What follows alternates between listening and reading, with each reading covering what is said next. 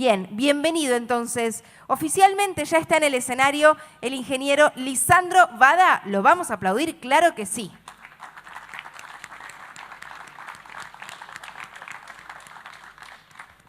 Bueno, buenas tardes a todos, muchas gracias. Ya un poco me presentó Nico, soy Lisandro Bada, trabajamos juntos en el equipo comercial de Precisión Planting Argentina. Y para esta charla, bueno, Nico ya les viene hablando de todos esos pequeños detalles, la parte mecánica, cuestiones que van más allá de la tecnología o las soluciones o las herramientas, ¿sí?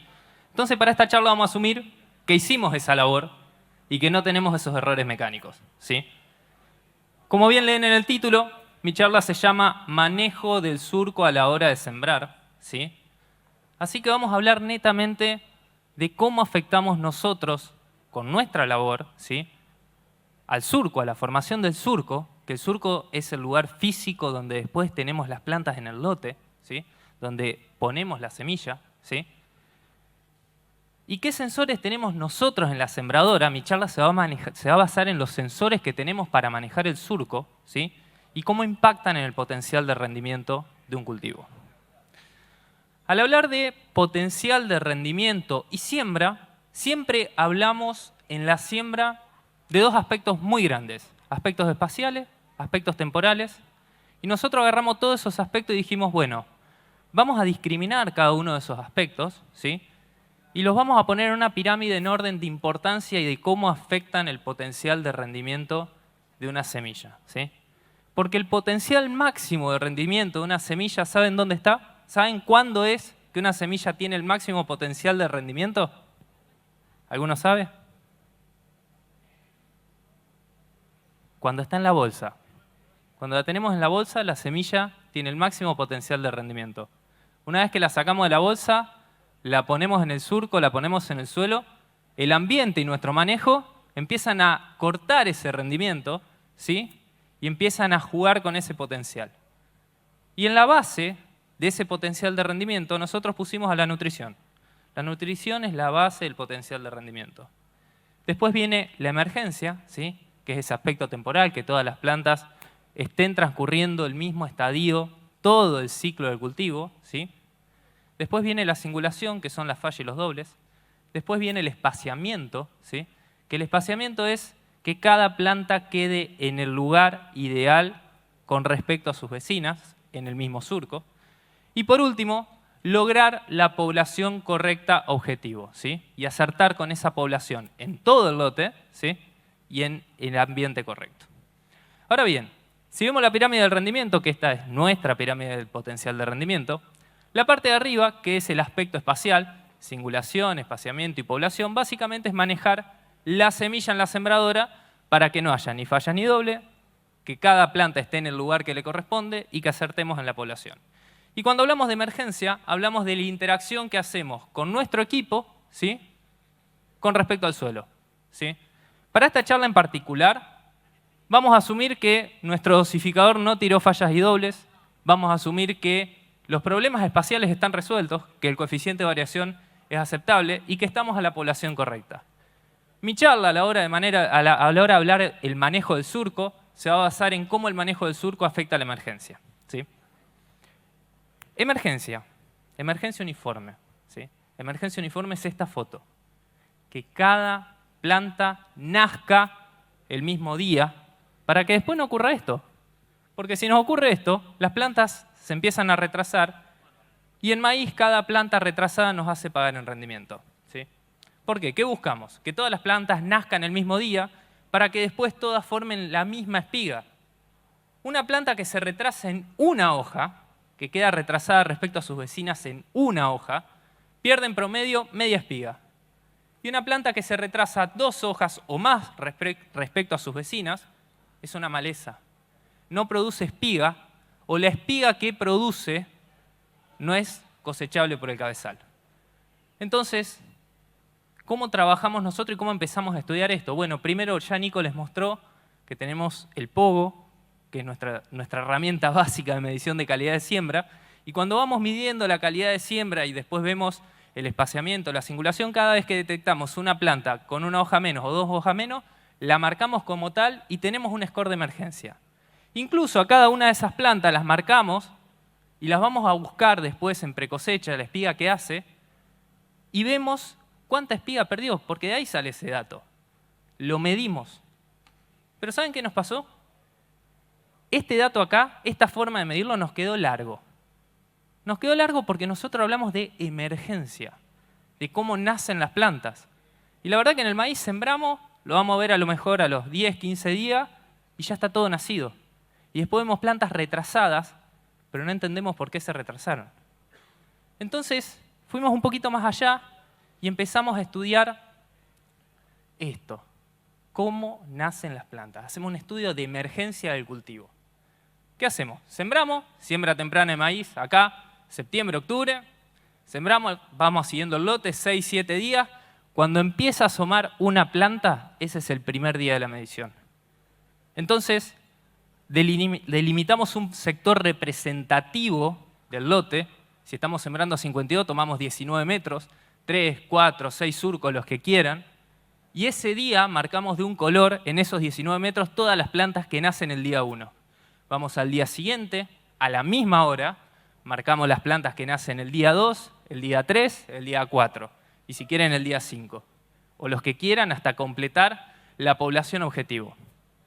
Después vamos en precosecha, sacamos esas espigas que marcamos por día y vemos la pérdida de potencial de rendimiento o potencial de espiga por día.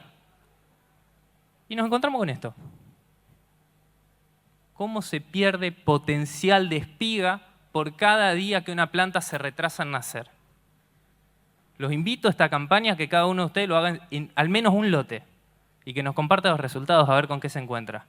Pero realmente nos encontramos con esto, que al día 2 ya empezamos a perder algo de potencial y entre el día 1 y el día 2 e incluso el día 3 les aseguro que no hay una hoja de diferencia, pero sí hay pérdida de potencial de espiga. ¿Sí? Y esto no lo hicimos solo en maíz, porque en maíz es fácil verlo. Tenemos datos de girasol. Miren en girasol. Este estudio en particular está hecho en el norte de Córdoba, en un lote de girasol sembrado a fines de agosto del año pasado. La emergencia de ese girasol tardó 7 días y miren cómo se pierde potencial de capítulo. Y en girasol la diferencia de maíz es mucho más difícil de ver a simple vista porque en maíz vos ves que la espiga se achica. Yo les aseguro que una planta del día 1 con respecto a la del día 5, ves el diámetro del capítulo y es el mismo. ¿Dónde está la diferencia? Al momento de cosechar, la planta del día 5 tiene más humedad y un centro estéril más grande. Entonces, la emergencia afecta a todos los cultivos por igual. Más allá de que esta charla la baso en maíz por cuestiones de tiempo, ¿sí? Y practicidad a la hora de hablar, pero sepan que la emergencia nos impacta en todos los cultivos. Soja, sorgo, etc. ¿Cuáles son las bases de la emergencia? Porque estamos hablando de emergencia, esa base de la pirámide, pero hay que descomponerla. ¿Qué afecta a una emergencia uniforme a la hora de sembrar? Son estos 4 pilares. Nosotros siempre tenemos un chiste interno que este es el Banco Nación de la emergencia uniforme, en donde tenemos en un pilar la temperatura, la humedad, el manejo de la densidad del suelo, ¿sí? Y el residuo. Y a lo largo de esta charla vamos a tocar cada uno de esos aspectos, ¿sí? Y en paralelo a ese pilar, a esos pilares, hay que entender cómo trabaja nuestra máquina. Nosotros tenemos una sembradora que nos va a impactar en la formación del surco a la hora de hablar de emergencia uniforme. Entonces, ¿qué tenemos? En una sembradora arrancamos con una turbo, un barrerrastrojo adelante o los dos, ¿sí? En donde buscamos limpiar y cortar y preparar la tierra antes de que llegue todo el cuerpo de siembra. En el medio o en conjunto con el cuerpo fertilizamos. Hay gente que no fertiliza la siembra, hay gente que hace fertilización simple, hay gente que hace fertilización doble. Después viene el cuerpo de siembra, en donde se abre el surco, se afirma la semilla contra el fondo del surco y por último ese surco se destruye. Ya Nico algo estuvo hablando un poquito de todos estos temas y las cuestiones mecánicas de la máquina, así que vamos a empezar a hablar de abrir el surco. Vamos a construir ese surco, ¿sí? Y para construir ese surco tenemos que hablar de estos 2 términos, profundidad y fuerza descendente. Son 2 términos que están asociados al pilar de la densidad del suelo, ¿sí? Pero hay que saber diferenciarlo. Profundidad es fácil, es decir, yo voy a sembrar a 3, a 5 o a 7 centímetros. Ya Nico les mostró cómo chequear el control de profundidad de la sembradora, pero básicamente cuando hablamos de profundidad es esto. Es agarrar el tope de la T, del control de profundidad, y ponerlo en 3, en 5, en 7, y elegir la profundidad de siembra. ¿A qué profundidad siembran ustedes el maíz? Me gustó esa respuesta, me gustó. Depende de la línea de humedad. Yo creo que nadie me va a decir 3 centímetros. Hasta ahora no escuché nadie que me diga 3 centímetros, pero para ponerle una generalidad, según zona, 5, 7 centímetros, según cuánta humedad tengamos, pero depende de la humedad. ¿Y cómo determinás la humedad? A ojo, escarbando, tal cual. Y hay que hacerlo. Tenemos que escarbar para ver dónde está esa línea de humedad. Y en función de lo que detectemos escarbando, vamos a poner la T en ese control de profundidad. Ahora bien, yo determiné que está a 5 centímetros. ¿Voy a sembrar todo el lote a 5 centímetros? ¿Por qué? Muy bien. Lo cambias vos. Perfecto. Asumamos que la línea de humedad está a 5 centímetros en todo el lote. Sí, pero asumamos que elegimos la profundidad en donde está la línea de humedad. ¿Eso me asegura que yo siembre todo el lote a esa profundidad? ¿Qué me falta? Fuerza descendente. Los kilos para lograr la profundidad de siembra, ¿sí? Y acá es donde hablamos de densidad de suelo. Yo puedo poner la T en 5, pero yo tengo que tener los kilos para llegar a esos 5. Y para hablar de densidad de suelo, vamos a hablar del lote en general. ¿Cómo es la densidad de suelo en un lote? ¿Constante o variable? Variable, muy bien. ¿Cuán variable? Hay de todo. Varía metro a metro. Cada situación del lote es distinta. Entonces, mis requerimientos de kilos para lograr esa profundidad de siembra son distintos y varían. Tal cual, pero hay muchas veces que no te das cuenta. Pero ¿cómo hacemos nosotros para darnos cuenta? Nosotros tenemos un sensor que Nico se los mencionó, que es la celda de carga. Y para entender cómo funciona la celda de carga, ¿sí? Es lo que nos permite ver, comprender y manejar el control, es la base. Para entender cómo funciona la celda de carga hay que entender cómo funciona el cuerpo de siembra, ¿sí? El cuerpo de siembra funciona en las fuerzas en forma estática, funciona de esta manera, y piénsenlo después en dinámica. Pero nosotros tenemos el cuerpo de siembra con un kilaje, ¿sí? Con sus kilos, 60, 70, 80 kilos según fabricante, resortes que transfieren la carga y una resistencia del suelo. Y esa interacción de fuerzas nos va a determinar si llego o no a la profundidad de siembra. Yo necesito más fuerza hacia abajo que la resistencia del suelo para lograr la profundidad de siembra. Entonces, lo que vemos y lo que vimos a través de este sensor que se llama celda de carga, que va montado en el control de profundidad, más específicamente reemplaza al perno del control de profundidad, ¿sí? Y las celdas de carga están diseñadas para cada cuerpo de siembra. Lo que nos permite ver este sensor es continuamente en dinámica esta interacción. Nos da dos conceptos que son margen y contacto, que el margen son los kilos mínimos requeridos para no perder profundidad de siembra, ¿sí? La resultante de esas fuerzas. Y el contacto o porcentaje de contacto es el porcentaje de tiempo que yo logro la profundidad de siembra. Porque en el momento en el cual la niveladora no toca, por falta de carga, el tope de profundidad, la celda de carga no lee. Y eso nos permite saber cuánto tiempo logramos la profundidad de siembra. Bien, entendiendo cómo funciona la celda de carga, ¿sí? Que la celda de carga nos muestra esta interacción y lo hace 200 veces por segundo, nosotros tenemos un dato fiable para entender cómo trabaja y cómo interacciona nuestro sistema actuador, resorte o el que tenga en la máquina con el suelo, con cómo varía el suelo. La realidad es que con el sistema de resortes trabajamos con una carga constante, siempre el resorte en un punto, por lo general me han dicho que trabajan siempre con el resorte al mango, y unos kilos del cuerpo de siembra constante. Entonces siempre trabajamos con kilos constantes sobre algo que es variable y nuestro resultado es variable. ¿Y cómo varía ese resultado? ¿Cómo lee la celda de carga y con qué situaciones nos podemos encontrar? La primera situación y la más común es esta.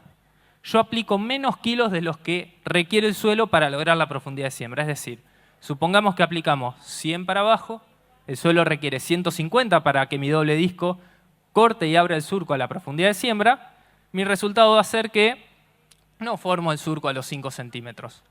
¿A cuánto estoy formando el surco? La verdad es que no lo sé. Lo puedo estar formando a 4, a 3, a 2 o incluso dejar la semilla en la superficie. La celda de carga no tiene la capacidad de decirme a qué profundidad. Sí me dice que yo no estoy logrando la profundidad de siembra. Pero si yo determiné que mi profundidad de siembra está a 5, ya sé que estoy haciendo algo mal. Estoy dejando la semilla por encima de la línea de humedad. Semillas que no se van a embeber rápido, no van a estar en el ambiente ideal y van a emerger más tarde. Y ya ahí tenemos plantas retrasadas. Y ya empezamos a perder rendimiento. Bien. En contraposición, nos podemos encontrar con el caso extremo. ¿Sí?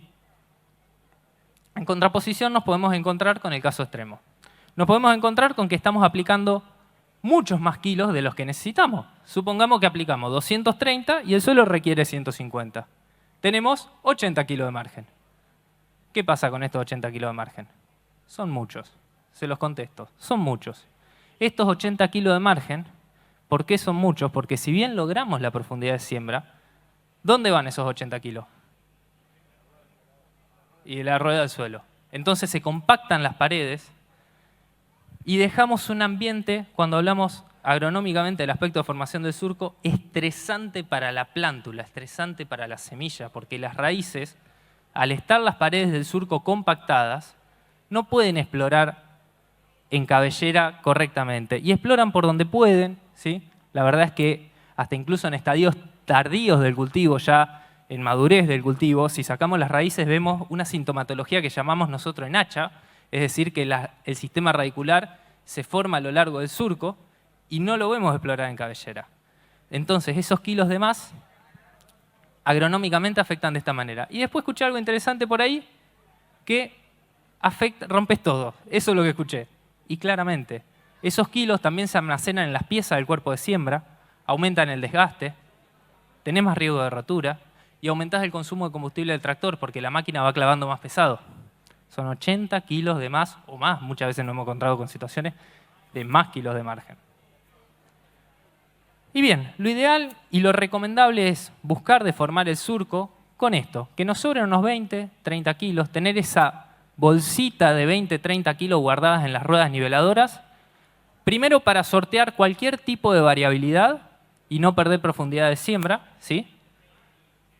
Y segundo, esos 20 o 30 kilos nos permiten formar las paredes del surco de manera consistente y que no haya riesgo de derrumbe porque nos da la compactación justa de la pared, ¿sí? Si a nosotros nos falta un poquito de compactación, puede haber un riesgo de derrumbe de la parte de arriba del suelo hacia el fondo del surco y estamos mezclando tierra seca con la línea de humedad. Bien. ¿Qué vemos nosotros como dato y qué venimos midiendo nosotros como dato en las tres situaciones de carga? Comparándolo con un testigo en el cual no perdemos profundidad de siembra, el contacto es del 100%, y el margen de kilos de 20 o 30 kilos, comparándolo con un contacto del 50%, que es una situación muy extrema, o un contacto del 70%, e incluso en la situación de exceso de carga, en esas tres situaciones perdemos kilos contra el contacto, contra la situación ideal testigo. Lo que vemos es que estamos perdiendo en promedio unos 200, 400 kilos en situaciones normales en máquinas con resorte, que el resorte tenemos medido que en promedio logra unos 80 y en las mejores situaciones 90% de contacto. O sea, la máquina y el sistema actuador típico, el principal problema es la falta de contacto en las condiciones de siembra directa, y otros tipos de actuadores que no sean resortes, el problema que pueden llegar a tener es el exceso. Y en las dos situaciones perdemos kilos, perdemos rendimiento.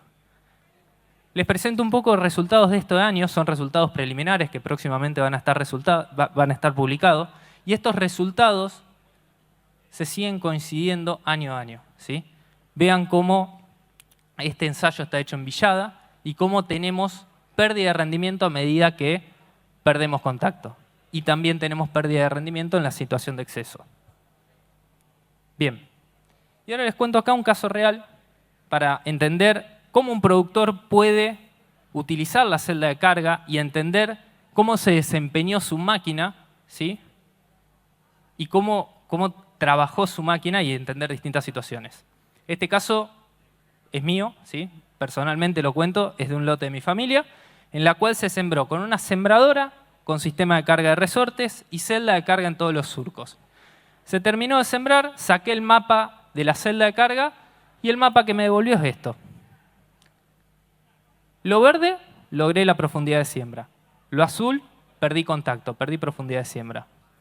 ¿Qué me pueden decir de este mapa? ¿Qué ven? Muy bien, cambiaron la orientación de cosecha, muy bien. ¿Qué más ven?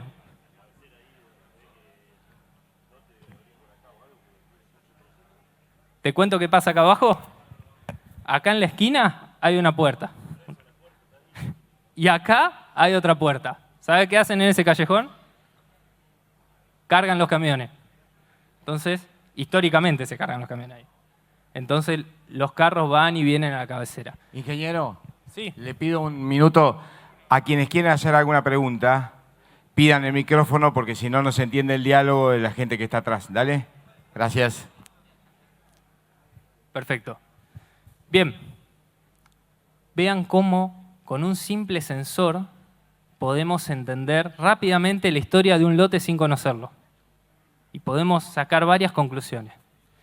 Yo no me quedé solamente con este mapa, sino que saqué el resumen del lote y noté que el contacto con el suelo en ese lote fue del 87%. Es decir, con un sistema de resorte realmente en esa condición de siembra hice un muy buen trabajo, casi el 90%. El otro 10, 12, 13% perdí profundidad de siembra. Mientras estaba sembrando no veía semillas en la superficie, no me pareció lo más grave para lo que podía hacer esa máquina en ese momento, ¿sí? Y tampoco me quedé ahí. A ese lote le hice banderitas. Marqué un sector del lote, 4 surcos, y estudié qué potencial de rendimiento de espiga estoy perdiendo por plantas retrasadas, ¿sí? Me encontré con esta foto y con estos resultados. Que yo, al cuarto día, ya estoy perdiendo en la espiga un 23% de espiga. Y a partir del cuarto día, más. Y les muestro algo rápido. Arriba es el porcentaje de plantas que hay nacidas en cada día. Si ustedes suman eso, no da 100%. Hubo plantas que no nacieron, que no emergieron, no porque estaban en la superficie, sino porque quedaron muy arriba, quedaron tapadas, pero no quedaron en la línea de humedad. Entonces, el rendimiento potencial de mi cultivo estuvo principalmente limitado por la carga y por la pérdida de plantas, por plantas retrasadas y por pérdida de stand de plantas. Bien.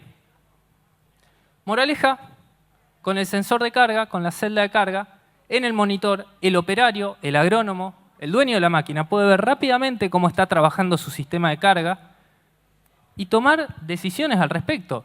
Yo en ese lote, los resortes estaban en la posición media de trabajo de carga y después de 2 o 3 pasadas dije, no, pongámoslos a la máxima carga, porque estábamos logrando 60, 70% de contacto, y terminé logrando casi 90% de contacto. Fue una decisión rápida en el momento con lo que tenía. Pero la celda de carga también, para nosotros, es la base de nuestro sistema DeltaForce, que es el sistema de carga automático, surco por surco, que nos permite, en función del requerimiento que tira la celda de carga, decirle, yo quiero estar siempre 100% de contacto, línea por línea, y con 20 kilos. Y el sistema DeltaForce actúa 5 veces por segundo, regulando la carga, aplicando o quitando kilos, para que no haya kilos de más, y nunca perder profundidad de siembra. Entonces, el objetivo siempre es formar un surco en B a la profundidad que yo quiero en la línea de humedad, ¿sí? Y de manera que sea con una profundidad consistente, ¿sí? Bien. Y parejo, sí, no perder profundidad de siembra. Bien, ahora que veo esta foto y veo el surco acá, asumamos que el problema de la profundidad de siembra está resuelto. La profundidad es consistente. Yo veo este surco que lo abrió el doble disco y atrás viene el afirmador. Ya Nico habló algo del afirmador y de la función del afirmado. El afirmador, como bien les dijo Nico, tiene una función que es de afirmado, ¿sí? Afirmar la semilla contra el fondo del surco. Les cuento que tiene una segunda función, que es contener esas paredes de la B corta hasta que llegue el carro de tapado para que no haya desmoronamiento, ¿sí? Y esas dos funciones nos permiten lograr esto. Esto es un estudio de banderitas comparando una pasada con afirmador contra una pasada sin afirmador y cómo le ganamos en emergencia con el solo hecho de usar afirmador, ¿sí? Teniendo todas las otras variables bien, la única variable acá es el afirmador. Cómo le dimos más uniformidad a la emergencia en el día 1, ¿sí? Con respecto a no usar afirmador. Nosotros, en Precision Planting, agarramos el afirmador y dijimos, ese es un lindo punto para poner un sensor, y ya que va conteniendo la pared del surco, ¿por qué no ver la pared del surco? Ese afirmador se llama Smart Firmer, y no solo nos permite afirmar, sino también que nos da lectura y nos da métricas. Métricas importantes de siembra. ¿Cuáles son esas métricas? El Smart Firmer, ese sensor lee por refractancia 6 métricas. Humedad, temperatura, limpieza de surco, surco uniforme, materia orgánica y capacidad de intercambio catiónico. El Smart Firmer nos permite ver qué es lo que está pasando en el surco con la semilla, constantemente. Para los fines de esta charla y que no se extienda, solo vamos a abarcar estas 4 variables, ¿sí? En el cual tenemos primero la humedad. Hablamos de buscar la línea de humedad. Hay que escarbar y ver a dónde está la humedad. Y el Smart Firmer lo que a nosotros nos va a permitir es ver si esa humedad se correlaciona en todo el lote, ¿sí? El Smart Firmer nos dice la humedad proyectada. Es cuánta agua disponible va a tener la semilla para absorber, para embeberse durante los próximos 3 días. Nos marca básicamente la línea de humedad. Y si vemos un mapa de humedad, vemos sectores en verde o azul donde la línea de humedad está ok, y sectores en amarillo o en rojo donde ya baja la humedad. La línea de humedad es variable, pero yo por lo menos con el Smart Firmer puedo ver y tomar decisiones al respecto. Imagínense en una situación un poco más extrema, donde tenemos un bajo y una loma bien pronunciado, cómo puede variar esa línea de humedad y qué decisiones yo puedo tomar mientras estoy sembrando. El Smart Firmer tiene una termocupla, no lo lee por refractancia, que lee temperatura en tiempo real, ¿sí? Y la temperatura es un dato muy importante y muy importante también en esta zona que se siembra temprano. ¿Cuándo largan por temperatura a sembrar? Septiembre. Pero ¿a qué consideran? ¿Por qué septiembre con respecto a la temperatura? ¿Qué temperatura base tomamos? En el INTA les dicen que está bien y largan. Bien, yo creo que se toma 10 grados, 12 grados de temperatura de suelo por 3 días consecutivos, más o menos, y ahí estamos ok para largar a sembrar. ¿Alguien alguna vez se puso a pensar que en esos 10 grados que tomamos relativo es muy variable la temperatura a lo largo del día, o sea, entre el día y la noche en esta época del año? Bueno, con esto lo podemos ver, y a mí personalmente me ha pasado estar sembrando un ensayo ahora temprano y que a las 9:30 de la noche, mientras al mediodía marcaba 16 grados el Smart Firmer, a las 9:30 de la noche marcaba 4 grados. Entonces yo puedo empezar a tomar decisión y decir, che, ¿me conviene a mí sembrar ahora? Porque si yo la siembro ahora, la semilla va a estar hasta las 10 de la mañana del otro día en una heladera, porque no va a subir la temperatura hasta que no vuelva a ser de día. Entonces son pequeñas métricas que a nosotros nos permiten tomar decisiones muy grandes y no, a lo mejor no errar y poner 10, 15 o 20 hectáreas de noche que van a estar muy influenciadas por la temperatura. También depende si somos contratistas, si tenemos que terminar el lote, pero ahora podemos ver y tomar esa decisión. ¿Sí? Para después no encontrarnos con esto.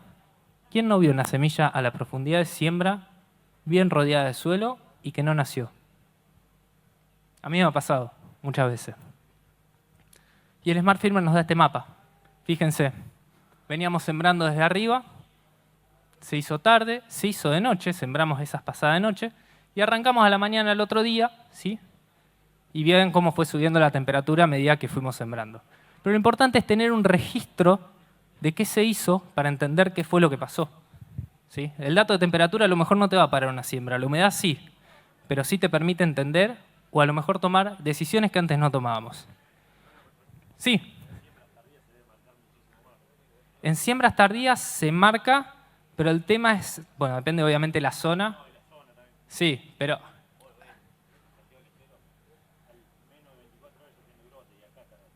Sí, sí. Acá lo que comenta es que en Santiago del Estero o en siembras tardías se acelera mucho más por el calor, ¿sí? La emergencia, y a lo mejor la amplitud no la tenés tan grande como acá, eso es lo que me querés decir, tal cual. Sí, tal cual.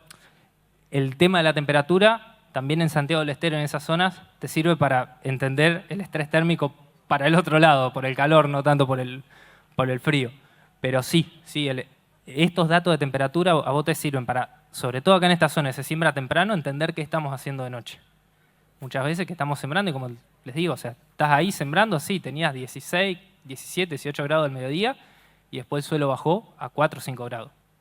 Y esas son decisiones que a lo mejor te ayudan a no perder 10, 15 hectáreas o hacer 10 o 15 hectáreas a lo mejor en vano. Bien, vamos al otro dato importante e interesante que tira el Smart Firmer, limpieza de surco. El Smart Firmer por refractancia detecta suelo y detecta residuos. Entonces lo que hace me dice qué porcentaje de lo que yo leo es suelo, es surco limpio. ¿Sí? Entonces tenemos una medida de cuánto rastrojo realmente estamos enterrando en el surco con la semilla. El rastrojo es enemigo número 1 de la semilla por humedad. Y lo que pasa es que a simple vista, mirándolo de arriba, no sabemos cuánto hay con la semilla. Con esto lo podemos empezar a ver y a medir, para empezar a tomar decisiones si yo tengo un barrerastrojo, o qué decisiones puedo hacer con mi máquina, o si mi máquina da hasta ahí en cuestiones de manejo del residuo, tener un registro de lo que pasó. Bien, este es un mapa del ensayo que sembramos. No había barrerastrojo en esta máquina, y ustedes me dirán, ¿qué patrones ven ahí? ¿Qué patrones ven? ¿Huella? Esto es residuo. Cola de máquina, tal cual. Este ensayo se sembró al cruce de la cosechadora, de la línea de cosecha. Y vean que cada vez que pasó por la cola, enterró rastrojo. Hasta incluso, si ven por allá, hay una parada de máquina seguramente, pero vemos cómo fue enterrando rastrojo a medida que pasó la cola de máquina. Después hay otra métrica que se llama surco uniforme. Todas las métricas del Smart Firmer son lineales. Y como venimos viendo, humedad, humedad, agua, temperatura, temperatura, limpieza de surco, residuo. Surco uniforme, como dice su definición, es cualquier variación que hay en el surco, ¿sí? Muestra cuán consistente se forma la B corta. Y si hay algo que haga que esa B corta no se forme de manera consistente, que haya desmoronamiento, que haya acumulaciones, lo detecta surco uniforme. Y es una métrica importante para detectar problemas mecánicos, ¿sí? Para relacionarlo o no al residuo.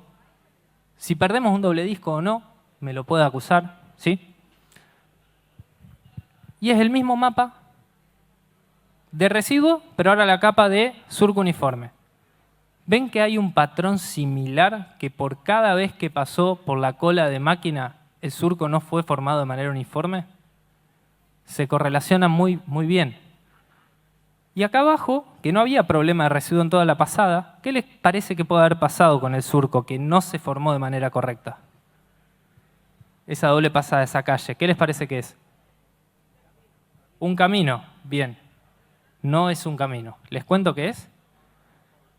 Cobertura, tampoco es cobertura. Esa pasada en rojo son la pasada de 3 centímetros del ensayo. Esto es un mapa de un ensayo nuestro. Y ahí tenemos 3, 5 y 7 centímetros. La pasada de 3 centímetros, el surco uniforme, se ve que a los 3 centímetros no había humedad suficiente para formar de manera consistente la B. Por más que mecánicamente el doble disco y la niveladora estén a la profundidad y aplicando la carga correcta, el suelo se ve que no estaba lo suficientemente maleable y se desmoronaba. Y nos lo marcaba. También por eso es importante sembrar con la humedad correcta, para formar la B corta de manera correcta. Bien. Emergencia. Toqué el tema limpieza de surco. Hablemos un poquito de limpiar y de cómo trabajamos nosotros la limpieza de surco. La podemos ver a la limpieza de surco con el Smart Firmer, ¿sí? Y como ya les comenté, enemigo número 1 de la semilla por la humedad. Nosotros venimos estudiando hace rato la problemática de la limpieza, ¿sí? Y es lineal que a medida que tenemos más rastrojo en el surco, perdemos más potencial de espiga y perdemos más rendimiento, ¿sí? Vean en dos situaciones en las cuales el sector de arriba es un manchón de un lote quemado, donde no hubo rastrojo. La máquina no tuvo chance de enterrar nada de rastrojo contra la situación normal del lote. Tenemos estudiado que es lineal la pérdida de potencial de espiga. A medida que tenemos menos surco limpio, se pierde potencial de espiga. E incluso el residuo en acumulaciones nos puede pasar que la semilla no llega al suelo porque hay tanta cobertura que no se llega a formar el surco, ¿sí? Si no lo corremos. Y nos queda, ¿cuántas veces vieron eso? La semilla en medio del rastrojo que nunca nació. Entonces el residuo, si bien lo vemos, ¿sí? Es un enemigo importante. Y acá les cuento un poquito una anécdota de una herramienta que tenemos nosotros, y se los cuento de manera de anécdota porque, como dice ahí, es la película completa. Tenemos el comienzo y el fin del desarrollo de esta herramienta.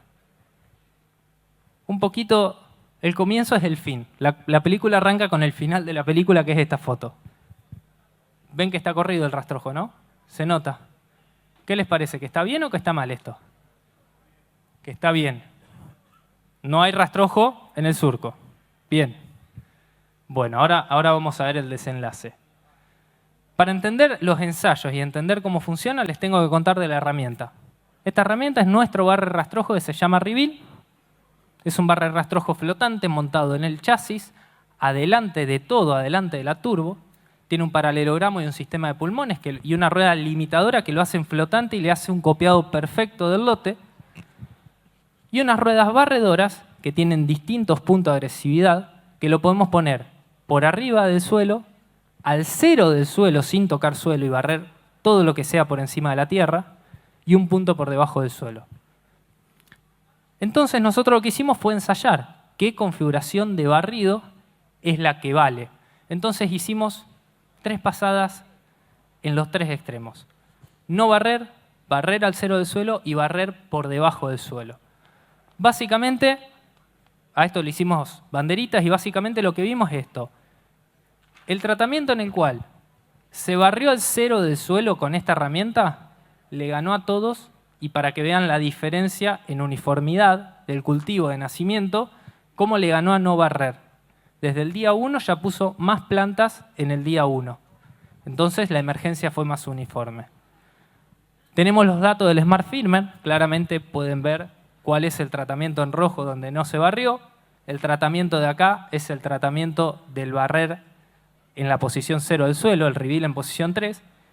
Y el reveal agresivo, ¿sí? Que es barrer con el suelo, está de aquel lado. A ese lote también lo volamos con dron para ver la salud del cultivo, ¿sí? Y nos encontramos con esto al hacer NDVI. ¿Qué ven en la pasada del medio entre los círculos? ¿Qué patrón se marca?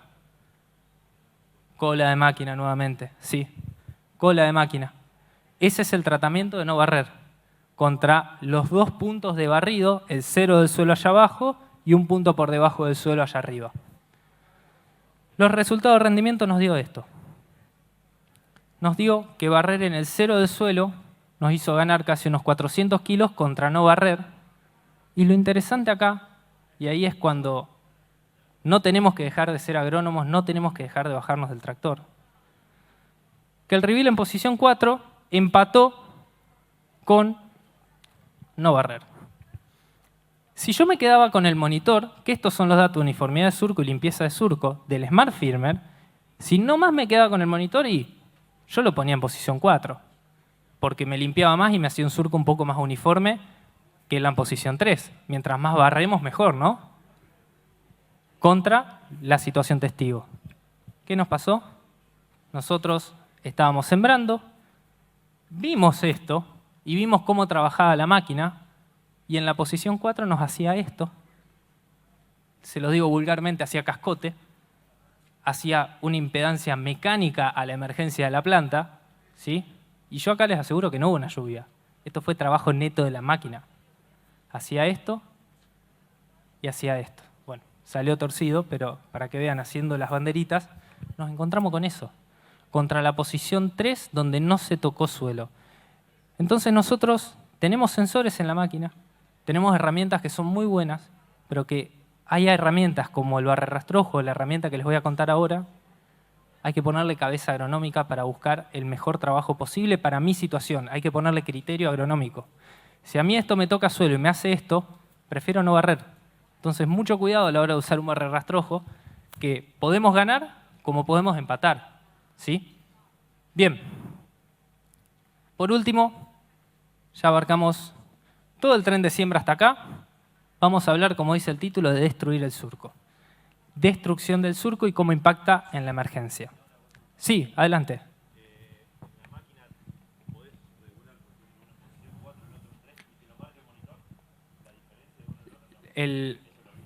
No, lo marca el monitor con el Smart Firmware. Vos decís la limpieza de surco, si me lo marca la máquina o no.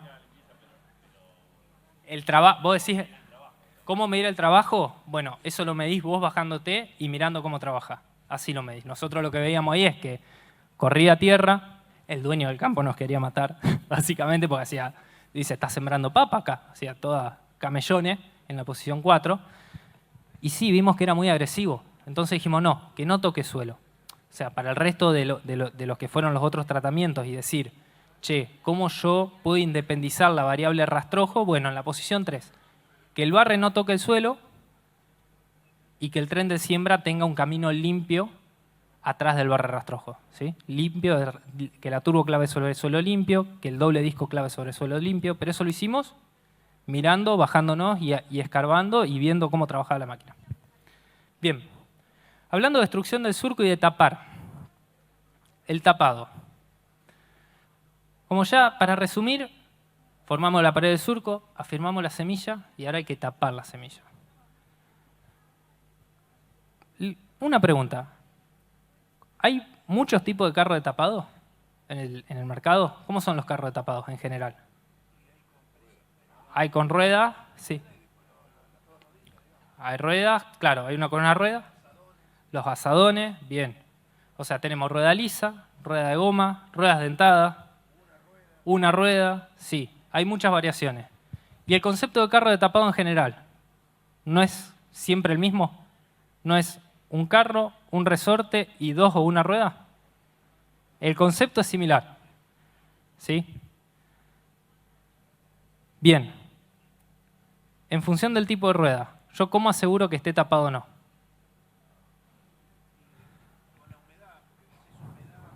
Con humedad, bien. Bien. Bueno, acá lo que comenta es, en función de la humedad va a depender el tapado, muy bien, y del tipo de rueda va a ser un mejor o un peor trabajo. Acá, independientemente del tipo de rueda, ¿podemos determinar si está bien tapado o no? Mucho barro hay. ¿Para vos está bien tapado? No está bien tapado. Perfecto.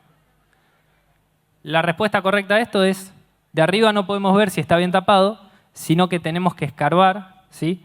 Y escarbar de esta manera, ¿sí? Hacer un corte vertical del suelo, traer tierra y empezar a escarbar verticalmente para ver si el carro de tapado está haciendo una labor correcta. Si no, nunca vamos a poder detectar si la semilla tiene o no una bolsa de aire. Una bolsa de aire a mí me va a retrasar la emergencia o incluso me puede hacer perder la planta, ¿sí? Entonces tenemos que configurar nuestro carro de tapado para tener el mejor tapado posible. Para no tener esto, para no encontrarnos con esto, o incluso no encontrarnos con esto, ¿sí? Que acá lo marqué porque este es un lote que estaba sembrado a 7 centímetros y acá teníamos un carro de tapado con ruedas dentadas que hacía camellón y el camellón me cambia la profundidad de siembra porque me arrima tierra arriba. Entonces yo estaba sembrando a 7 y terminé sembrando 7,5, casi 8, ¿sí? Y eso me afectó no solamente la profundidad, sino también que ese tipo de ruedas no me rompió del todo la densidad del suelo arriba para que la semilla tenga para que la plántula tenga un camino libre hacia arriba. Bien. Nuevamente, para entender los ensayos, les tengo que comentar la herramienta que usamos. Esta herramienta se llama Furrow-Force, que es nuestro carro de tapado con un sistema y un concepto distinto. Son 2 etapas, unas ruedas dentadas que rompen la B corta, ¿sí? Ya ahora cuando escarbamos no está más el surco, no está más la línea del surco, no está más la B formada. Y atrás un sistema de rolitos selladores que en base a un pulmón neumático lo que hacen es aplicar carga y sellar la tierra y eliminar cualquier tipo de camellón y empezar a manejar un poco la densidad del suelo alrededor de la semilla. Bien. Trabaja de esta manera, rompe la B del surco y atrás nivela y maneja y deja compactada o compacta el suelo. ¿Y cuánto lo compacta? Bueno, el carro de tapado tiene una celda de carga, ¿sí?, que lee esta interacción en función de lo que aplica el pulmón neumático, y tiene una celda de carga que nuevamente nos dice margen y contacto. Al igual que con la carga del cuerpo de siembra, nosotros también medimos y controlamos el tapado. Esto lo hace de manera automática, ¿sí?, y van midiendo constantemente en función del parámetro que nosotros le pongamos, pero con esto nosotros podemos empezar a manejar la densidad del suelo. ¿Para qué? Para esto.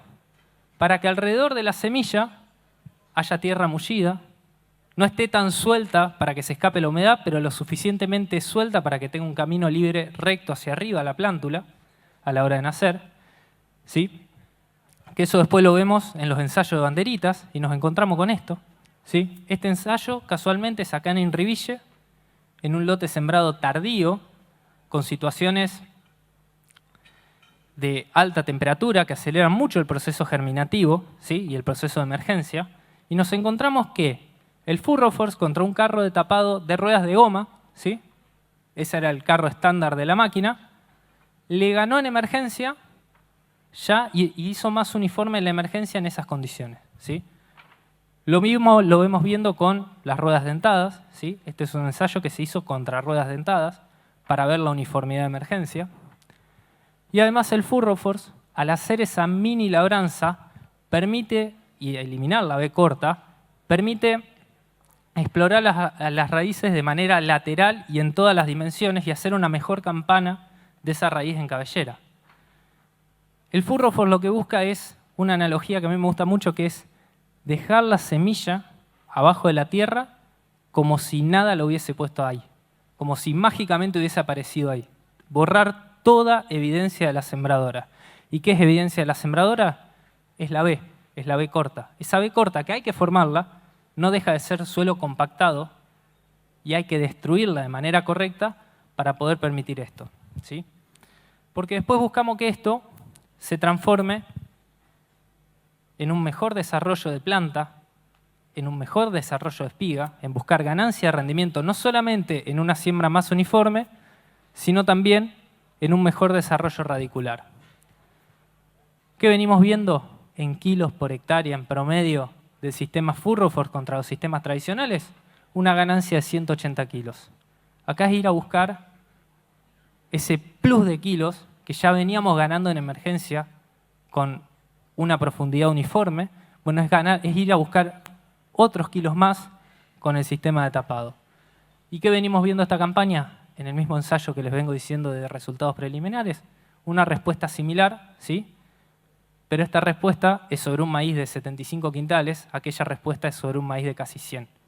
Entonces, si bien los kilos son similares, porcentualmente es un poco mayor. Bien, para cerrar, y acá ya vamos terminando. Siempre nos basamos en medir, siempre nos basamos desde Precision Planting en poner sensores en puntos clave de la sembradora y medir las métricas de siembra para poder controlarlas. Nosotros trabajamos en toda la pirámide del rendimiento, no nos quedamos solamente en una parte, sino que buscamos una solución integral. Y hoy en día quiero que sepan que tenemos la potencialidad a la hora de sembrar de ver más de 25 parámetros en tiempo real y de poder controlarlos.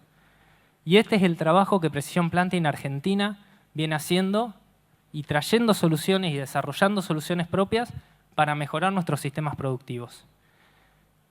Y les cuento que esa pirámide no solamente se va a quedar en formar el potencial de rendimiento en la sembradora, sino que en los próximos años vamos a trabajar en soluciones para proteger ese potencial de rendimiento en otra labor que es la pulverización y para seguir trabajando en la base de la pirámide, que es la nutrición, con un laboratorio automático de suelos que nos va a dar un análisis de suelo más preciso y empezar a trabajar desde la base del rendimiento con datos más confiables y con mejores decisiones agronómicas.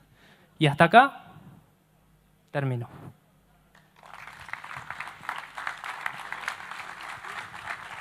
Perdonen si los atropellé mucho, era mucho que quería comprimir en una sola charla y bueno, si quedaron alguna duda o alguna consulta, estoy a disposición.